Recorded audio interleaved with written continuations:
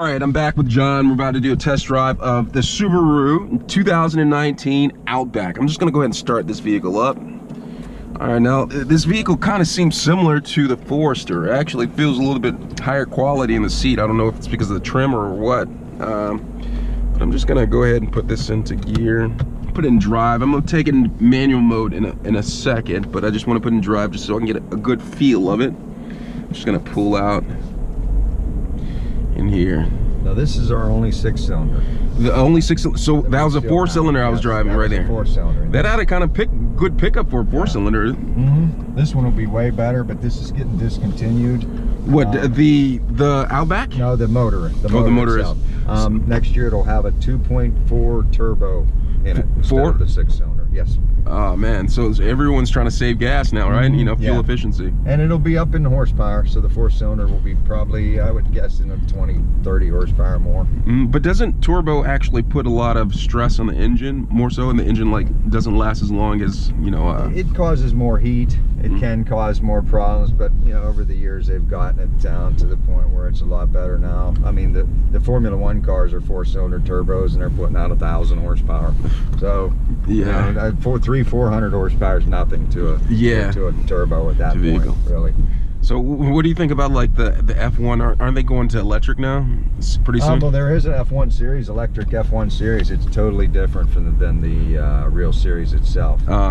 It's pretty interesting, but there's no noise involved. Yeah, it's like, what are they doing? they should actually, you know, put some speakers in there, a sound system. Right. Make it their own sound. Yes. They want. Yeah, absolutely. Yeah, I watched one. It was a little odd.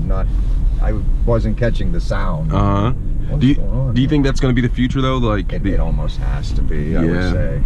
I mean, they're unlimited torque in an electric motor of that size. Yeah. So I mean, the get up and go is much better. All right. So I'm test driving this out with John again. We're just gonna cruise around a little bit. Now, I'm going to make a left right here. One thing I noticed, this one actually does, it actually absorbs more of the shock. It doesn't give me that bouncy feeling that the Subaru Forester had. I mean, if you watch my video about the Subaru Forester, it bounced around and absorbed the shock, but this right here, it doesn't bounce around and it just absorbs the shock. That's one thing that I noticed about it right away. Make a right here, John, right? Yes, sir. All right. Let me see how the handling is on this right here. I'm just going to turn right here. The handling's pretty good. I'm gonna press the gas a little bit.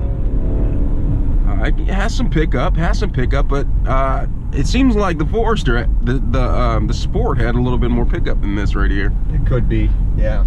Maybe the engine initial torque could be a little better. Yeah. So I'm gonna put this in manual mode and see how this works out for me. All right, stop right here. All right, now there's a pickup right there. When I get a little bit more, yeah. All right, so that's that V6 right there. That's talking to me right there.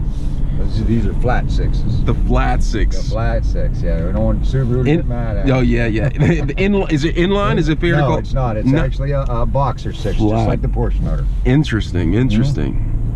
Yeah, it's a Porsche and the Subaru, the only two that use that style of motor. Oh wow.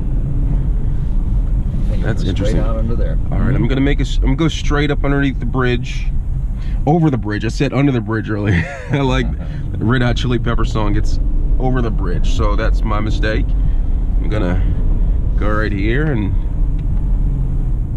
all right. Wait for this. Did I get here first? Thanks, Mr. Bus Driver.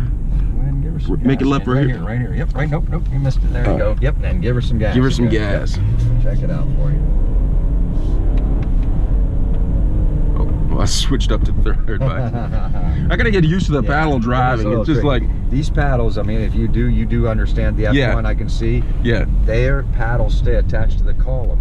That way, they always know where they're at. Yeah. If you attach them to the wheel, you don't know where it's at, and then you're going exactly. I was just like, absolutely. They should be attached to the column so that they're easier to operate. But they just wanted to go for the look. It looks cool, absolutely. Like, you know. Right. I was told by an engineer, those are in there in case you used to have a really cool car and then your wife made you buy one of these. Now you can still shift the car. Yeah. So, yeah. That's how they'll, sooner or later they'll attach it to the. Right. That's pretty cool. So I like this one right here. This is a little bit more comfortable ride right here than the Forester was, in my opinion. I'm gonna make a ride. So that was a test drive of this. This was a pretty cool car. Check this out. So that's a Subaru Outback. All right, you guys. That was my test drive. Where should I park it between these cars? Here. Yep, right in here is good. All right, I'm gonna park in here. So that was a test drive of the Subaru Forester. All right, thanks a lot, you guys.